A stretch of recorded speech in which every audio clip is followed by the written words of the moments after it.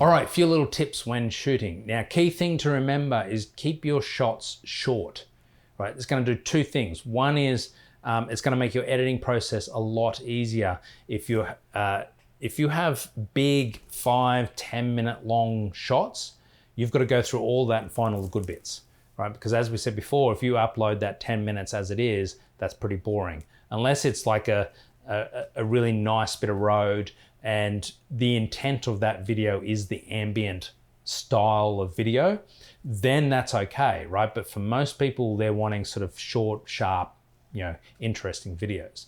So therefore, if you have to go through 10 minutes of footage to find your shots, there are ways to do that, and we'll go through that when we do editing.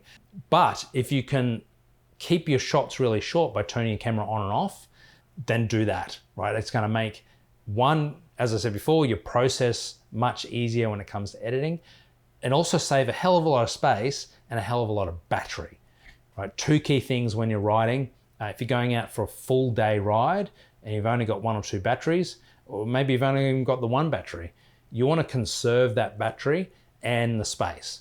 So just turn the camera on, grab 10 seconds, turn it off again, right? Ride along. If the scene changes dramatically, grab another 10 seconds and then turn it off. And then when you're approaching the town that you're arriving at, grab the shots going into the town, grab quick little shots of structures, landmarks and stuff like that, and then turn it off, right? And then when you stop, grab an image, talk to the camera for 30 seconds and turn that off. Those combinations of all those 10-second shots and 10 to 30 second shots, and maybe even a minute or two, right? Will make up the entirety of your video. And if you can manage to do that by simply turning the camera on and off, then your editing is going to be so fast. You're going to be able to edit in an instant, right? So if you can drop everything onto a timeline and then just export that, then simple as, right? Your editing then takes 5 minutes. If you record 10 minutes here and 10 minutes there and 10 minutes later on and so on, suddenly your editing is going to take potentially hours because you're going to go through all that footage, right? So consider short, sharp shots. When you're grabbing those short shots, consider that you want around 3 to 5 different shots within a section, within a scene, right? So if you're rolling into town, right, you want 3 to 5 shots of the town, landmarks, bits and pieces, right, as you're rolling into town, right?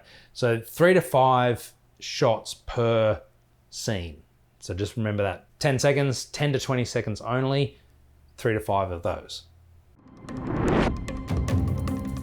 Sunlight is the biggest factor when you're considering the type of shooting you're doing. So if you want a really cinematic look, you don't need ND filters and all that sort of stuff. You just need the right time of day, right? Sunlight is your biggest factor when it comes to how your shot is going to look. Shooting in the middle of the day is going to look terrible. But of course, you're not there just to catch cinematic shots. You're there to tell a story. If you're there in the middle of the day, you're there in the middle of the day. It doesn't matter, right?